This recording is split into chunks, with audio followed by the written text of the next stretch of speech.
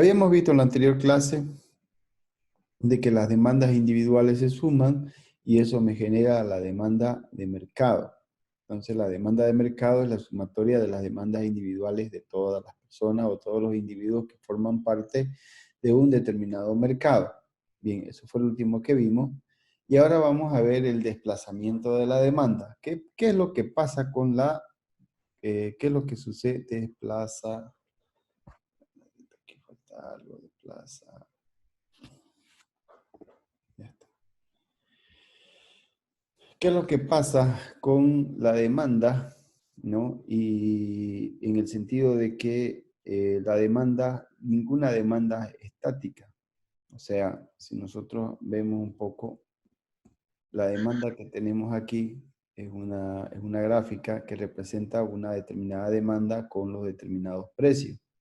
Sin embargo, la demanda no es estática, vale decir que esta de aquí no mantiene esta posición todo el tiempo, sino que va fluctuando a través del tiempo y de las circunstancias, va cambiando de diferente forma. A eso se le llama desplazamiento de la demanda, o sea que la demanda no es estática, la demanda es dinámica. Solamente que para que nosotros podamos hacer un análisis de lo que es la demanda, la volvemos estática para poder analizarla, pero en la vida real la demanda siempre es dinámica, siempre está cambiando. Entonces vamos a ver qué es lo que hace que una demanda se desplace. Bien, entonces lo primero que tenemos que analizar en este punto es ver de qué manera la demanda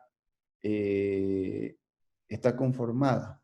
Bueno, inicialmente nosotros habíamos dicho de que aplicando el supuesto de ceteris paribus, el precio iba a cambiar y todo lo demás iba a permanecer constante.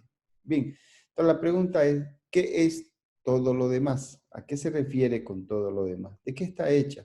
Cuando vamos a una tienda a comprarnos algo, nos hacemos muchas preguntas de qué depende precisamente esa compra. ¿De qué depende que nosotros querramos comprar algo? ¿Ya? ¿De qué depende? Bien, vamos a ver eso. En primer lugar, la demanda depende del ingreso de las personas. Fíjense ustedes de que yo puedo querer muchas cosas. Quiero comprarme una Lexus de $120,000, pero ¿cuál es el problema? No tengo plata, no me alcanza. Entonces, yo no formo parte de esa demanda porque mi ingreso no es suficiente. Hay otras personas que tienen ingresos suficientes para comprarse esos vehículos y eso será pues la demanda de ese vehículo, ¿cierto? Entonces, el ingreso de las personas es muy preponderante en el momento de definir comprar las cosas. Por ejemplo, una persona de ingresos bajos, una persona que tiene poco ingreso, ¿no? Le dará excesiva importancia. A ver, vamos apagando los micrófonos, por favor. Mario Lema. Ok.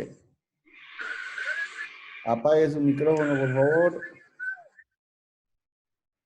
Ya.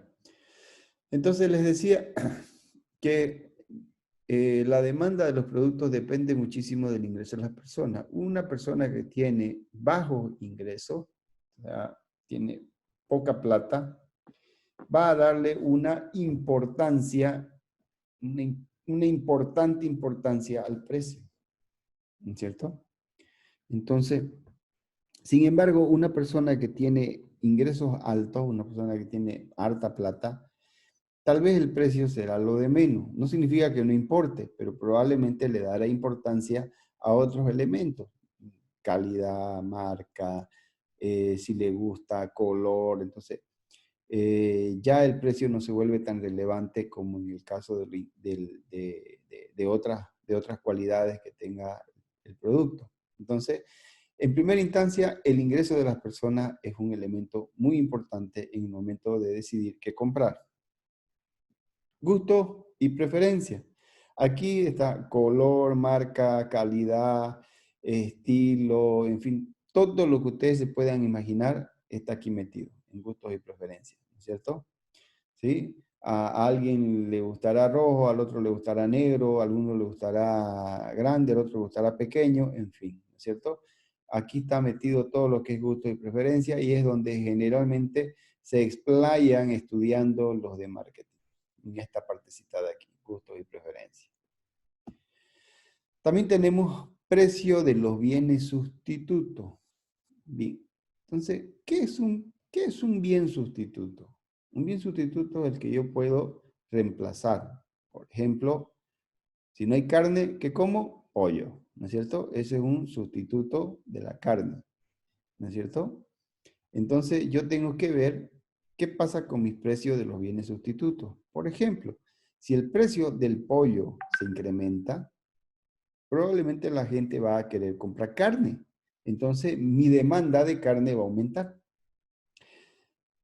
Viceversa, si el precio de la carne está muy alta, entonces la gente va a comprar pollo o pescado, buscará el sustituto más adecuado o el que mejor se acomode, ¿no? Entonces, depende mucho, o sea, una demanda depende mucho de los precios de los bienes sustitutos, ¿no es cierto? Por otra parte, tenemos el tamaño de los mercados. Vale decir que cuando el mercado es muy pequeño, vamos a tener pocos compradores, ¿no? Y seguramente la demanda también será pequeña. Yo no puedo pretender, si el tamaño del mercado es de 100 unidades, yo no puedo pretender vender 500 unidades, pues no las voy a vender, porque el tamaño de mi mercado es demasiado reducido como para vender esa cantidad. Por lo tanto, hay problemas en ese punto, ¿no es cierto? Entonces, el tamaño de los mercados es muy importante. Cuando el tamaño del mercado es inmenso y gigantesco, entonces ahí lo que tengo que hacer es simplemente producir.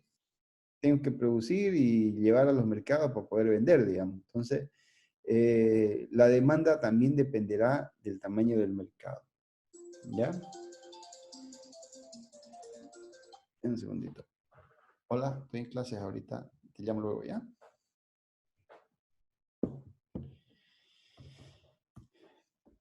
Otro de los elementos que hacen a una demanda es el incremento de las ventas de los bienes complementarios. ¿Qué es un bien complementario? Bueno, un bien complementario es, por ejemplo, la hamburguesa y la papa frita, ¿no es cierto? O sea, medio pele comer una hamburguesa sin papa y una papa mejor si la comemos con hamburguesa, ¿no ves?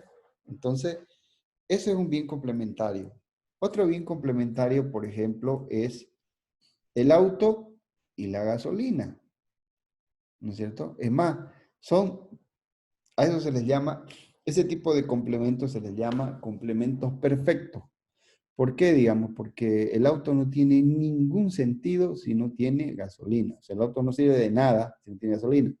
Es como tener un arma sin balas. Las balas es el complemento del arma.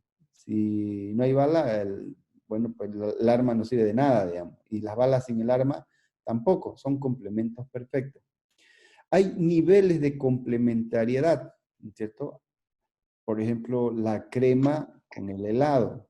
Hay gente que a lo mejor no le gusta la crema y la va a pedir sin crema, pero generalmente vienen juntas. Entonces, por ejemplo, si se incrementa la venta de hamburguesa y yo soy un productor de papa, se va a incrementar también la producción de papa. ¿Por qué? Porque la demanda de papa va a aumentar porque es un complemento de la hamburguesa. En otras palabras, la hamburguesa está arrastrando a las papas para crear la demanda. Entonces, la demanda está también conformado por lo que sucede con los bienes complementarios. Otro elemento es la expectativa racional. ¿Qué significa eso?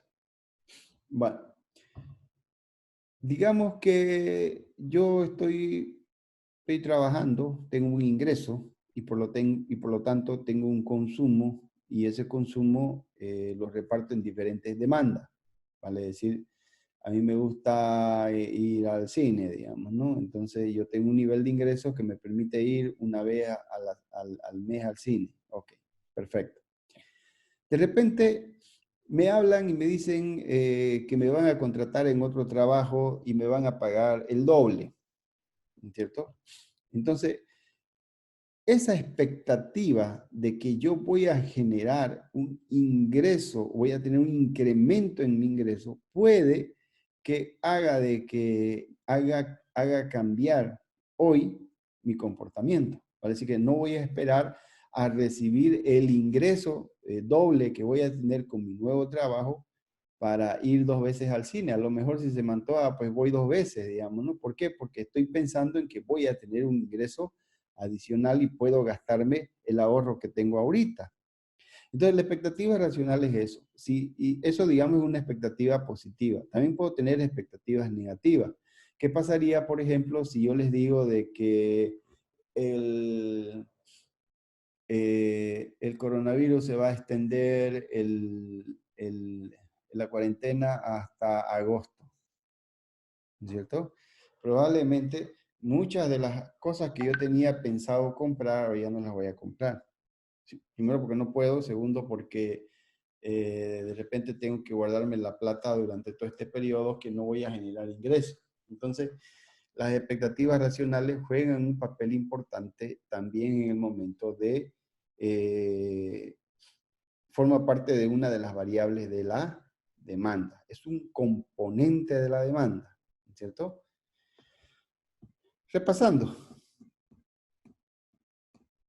los componentes de la demanda son ingresos de las personas, gustos y preferencias, precio sustituto, tamaño de los mercados, incremento en venta y expectativas racionales. Hay otros componentes más que pueden ser de los más exquisitos que ustedes puedan imaginarse, pero en general estos son los principales, o sea, los principales componentes que forman la demanda son estos que acabamos de ver en este momento, ¿ya? Bien, hasta este punto, por favor, todas las preguntas que quieran hacerme, activen su micrófono y pueden hacerlo para seguir. Si no hay preguntas, yo sigo, ¿ya? ¿Tienen preguntas al respecto? Sí,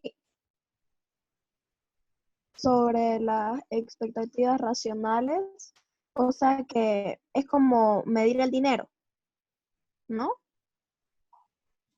Algo así, no es tanto, digamos, como hacer un presupuesto, ¿no? Simplemente, lo que pasa es que yo puedo tener expectativas de acuerdo a lo que me va pasando. Si, por ejemplo, mi expectativa es constante, o sea, no va a haber cambios ni en mi economía, ni en mis gastos, ni en mi vida, entonces probablemente mi presupuesto no vaya a cambiar y mis hábitos de compra y demanda van a seguir siendo las mismas. Pero si, por ejemplo, yo tengo la expectativa de que voy a incrementar mi ingreso en los próximos meses, probablemente me vuelva un poco más gastador y mi demanda se vaya a incrementar. Ahora, si mi expectativa es negativa y se ve un horizonte negro y de repente, por decirte, tengo una familia, mi mujer y yo trabajamos y de repente la botan de su trabajo a mí y ahora mi mujer me tiene que mantener, entonces las expectativas de consumo van a cambiar para el futuro. Por lo tanto, voy a empezar a tomar decisiones en este momento, no voy a esperar a que me llegue. Entonces, a eso se refiere con expectativas. Las expectativas pueden ser eso. Puedes crear expectativas también que vayan a modificar los hábitos de compra. Fíjate, cuando aparece una película taquillera, ¿no es cierto? Muchas veces te ponen la venta de las entradas en preventa, o sea, ni siquiera esperas a que estrene la película, sino que ya las venden por adelantado. Y la publicidad y el marketing se encarga de crear precisamente expectativas para que tú puedas comprar. Hay vendedores que utilizan, por ejemplo, la extorsión en las expectativas. Te dicen, no, cómpreme ahorita porque mañana se va a acabar. Si no se lleva ahorita, ya mañana no le garantizo que le vaya a traer. Entonces, esas son las expectativas, son un juego mental, digamos, que te llevan a tomar decisiones de compra el día de hoy. Pero son cosas subjetivas, son cosas que tú no sabes si realmente son ciertas o si van a ocurrir o no, digamos. Solamente son expectativas. ¿Alguien más tiene alguna pregunta? Algo más. En el incremento de las ventas de los bienes complementarios podría ser un departamento con su garaje, ¿sí? Sí, por ejemplo, el garaje en realidad es un complemento del departamento. Puedes comprarte un departamento sin garaje, pero el tema está en que, ok, lo compras sin garaje y después me compro un vehículo y ¿qué hago, digamos, ¿no es cierto? Entonces, Claro. el garaje es un complemento perfecto chistoso. Fíjate que estamos hablando de, para que sean complementarios, tienen que ser dos productos completamente diferentes. Por ejemplo, el zapato izquierdo y el zapato derecho son productos completamente distintos. Porque, a ver, trata de ponerte en tu zapato derecho en el pie izquierdo, a ver cómo te va. No se puede, ¿no ves? Es incómodo. No. Entonces, resulta que el zapato derecho y el zapato izquierdo son productos completamente distintos, pero son complementos perfectos, por eso se venden juntos. Salvo que te falte una pierna, digamos. ¿Mm? Pero en la mayoría de los casos se venden juntos porque son complementos perfectos. O sea, no te vas a comprar solamente un zapato del lado izquierdo, te compras ambos zapatos. Así, digamos, se te rompa el zapato derecho, los reemplazas a ambos zapatos y compras nuevos, digamos. No compras el zapato derecho, digamos, el que se te fregó.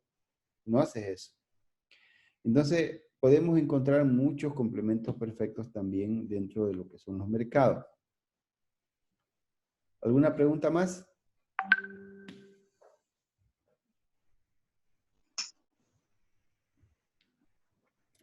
Bien, si no hay una pregunta más, vamos a proseguir entonces con la materia. Aquí están, bienes complementarios, por ejemplo, auto y gasolina, ¿no es cierto?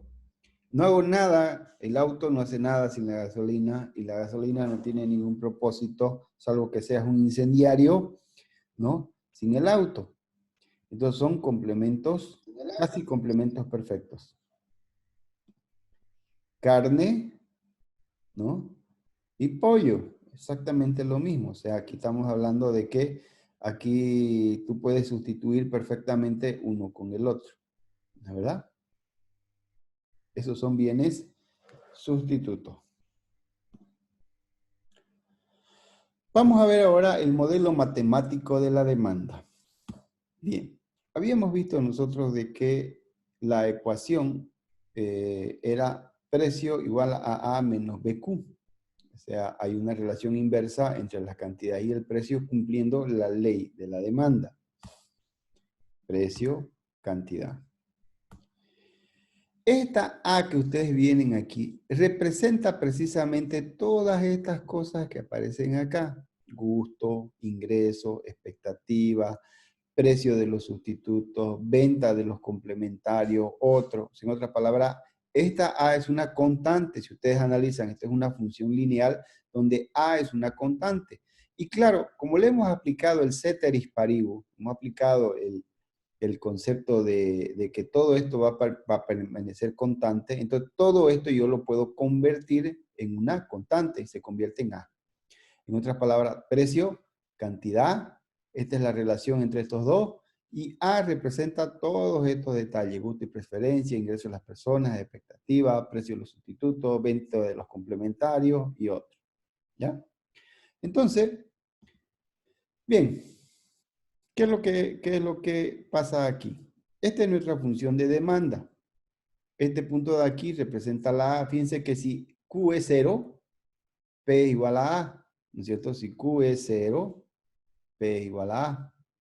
Bien, este otro punto es como, si el P es 0, entonces aquí esto es 0, A menos B, esta A pasa al otro lado en negativo, y luego esta B que está multiplicando pasa a dividir y queda A sobre B. Y como está negativo, negativo, entonces la simplifico y quedan las dos positivas.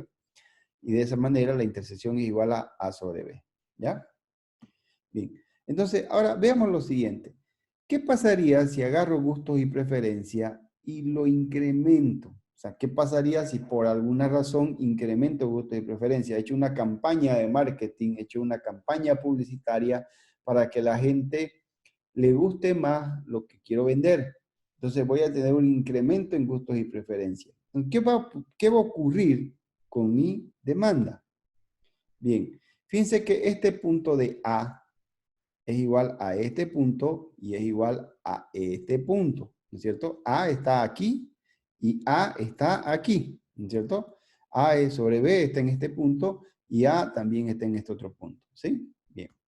Entonces, si esto se incrementa debido a que gusto y preferencia se incrementó, entonces lo que vamos a tener es que voy a tener una función que se desplaza. ¿Por qué? Porque esta A ya no es la misma, esta A creció, se convirtió en A1. ¿Ve? Aquí, por ejemplo, si el numerador aumenta, todo este quebrado aumenta también y por lo tanto, esta curva se desplaza hacia la derecha. ¿Cierto? Lo mismo pasa si se incrementa el ingreso de las personas. Si una persona antes ganaba 1.000, consumía probablemente esta demanda, pero ahora gana 2.000, por lo tanto puede consumir más, porque ahora tiene más plata. O sea, en otras palabras, fíjense que si yo fijo aquí un precio, y pongo un precio, ¿no es cierto? Voy a ver si lo puedo hacer.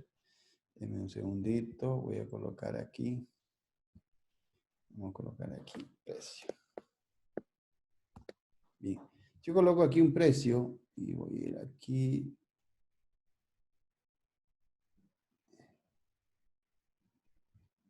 Ahí está.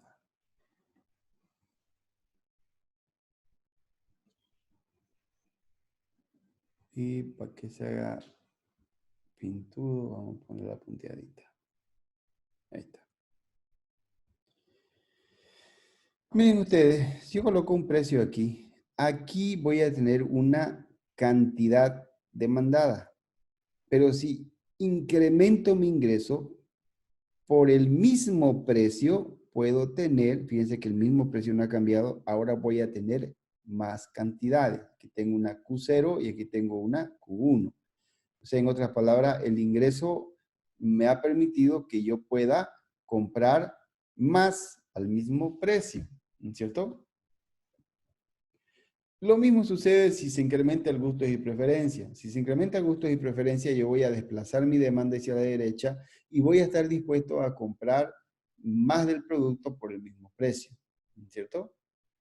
Lo mismo pasa con las expectativas, con el precio de los productos sustitutos o con el incremento de las ventas de los productos complementarios. Exactamente el mismo efecto. ¿Ya? Vamos a ver ahora qué pasaría si, por ejemplo, el ingreso de las personas decrece. Si el ingreso de las personas decrece, esta A que ustedes ven aquí se va a disminuir. Si esta A disminuye, entonces baja y esta también baja. ¿Y qué creen que va a pasar con la curva de la demanda? Se va a desplazar hacia la izquierda, ¿no es cierto? Entonces, la demanda se va a desplazar hacia la izquierda. Lo mismo pasa con gustos y preferencias. Por ejemplo, ¿qué pasaría si el día de mañana sale un informe diciendo de que tomar café te causa... Si tomas mucho café te va a causar una impotencia total y absoluta. ¿Qué creen que va a pasar con el consumo de café? Simplemente se va a desplazar hacia la izquierda, ¿no es cierto? Lo mismo pasa con los precios sustitutos. Si se incrementan, por ejemplo, si bajan los precios de los productos sustitutos, tu demanda se va a aumentar. Pero en este caso, si se incrementa el precio de tu producto sustituto, tu demanda se va a aumentar también. Entonces, hay que fijarse qué es lo que pasa con esto para saber si esta curva se mueve hacia la izquierda o también si se mueve hacia la izquierda o se mueve hacia la derecha, ¿cierto? Entonces, aquí, por ejemplo, tenemos el incremento de las personas baja y aquí tenemos un incremento de los gustos y preferencias. Eso dependerá de qué es lo que está ocurriendo con esto para que la demanda se desplace. Es lo que le decía, la demanda es algo completamente, eh, la demanda es algo completamente dinámica. Entonces, nunca queda quieta, siempre se está moviendo, todo el tiempo se está moviendo la demanda. Y como economistas, como ingenieros comerciales, como financieros, tenemos que asumir que eso es así y esa dinámica es la que nosotros tratamos de adivinar. Fíjense que hay un dicho que dice, el empresario exitoso, ¿no? No es aquel que arriesga más. El empresario exitoso es aquel que tiene la visión del futuro. Vale decir que si yo puedo prever, si yo puedo prever que el ingreso de las personas se va a incrementar por alguna razón, entonces inmediatamente yo puedo accionar mi diferente, mi diferente puedo decidir cosas dentro de la empresa que me hagan que yo aproveche precisamente ese tema, ¿cierto? Bien, entonces, eso sería, esa es la razón por la cual la demanda se desplaza ya sea a la izquierda o ya sea a la derecha. Bien, vamos a alguna pregunta hasta este punto. ¿Alguien quiere preguntar algo?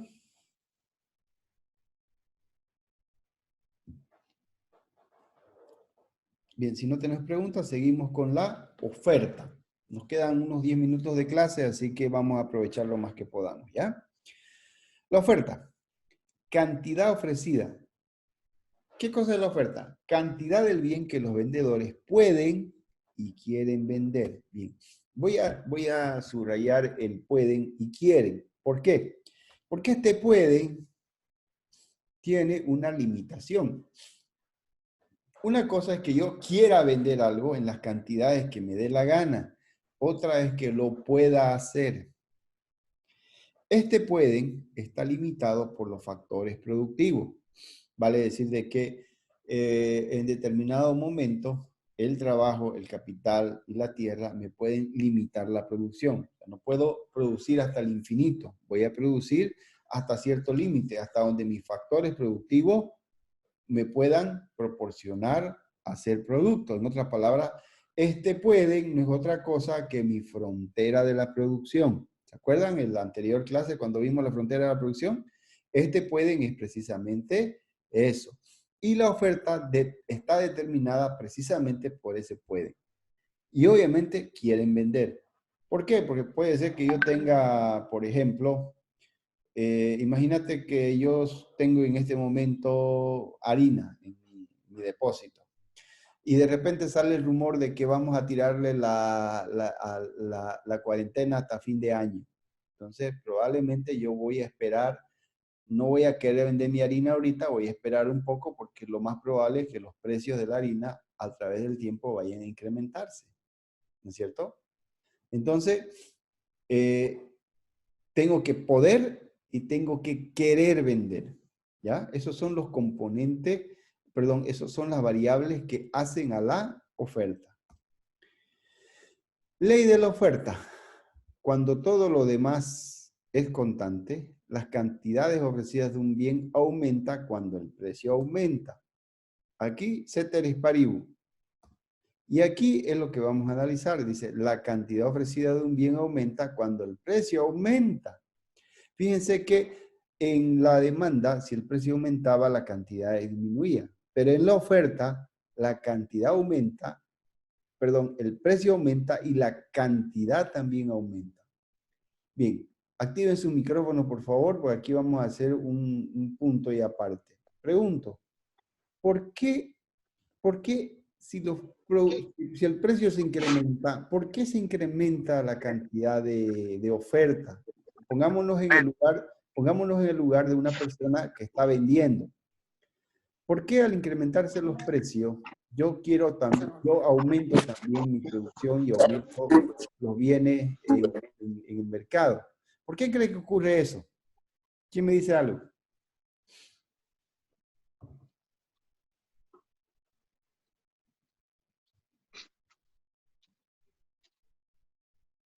En el Porque libro ponía tienen, la oferta de... Sí, sí. porque tienen más capital para aumentar la calidad del producto. No, no es por eso. En el libro ponía un ejemplo de quien vende helado y ponía que podría ser por el clima, por ejemplo. Ellos empezaban a producir más, entonces la gente empezaba también a comprar más. Entonces podían aumentar el precio y empezaban a ofertar más.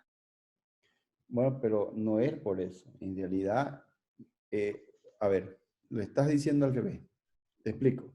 Primero hay que entender el origen de por qué subieron los precios.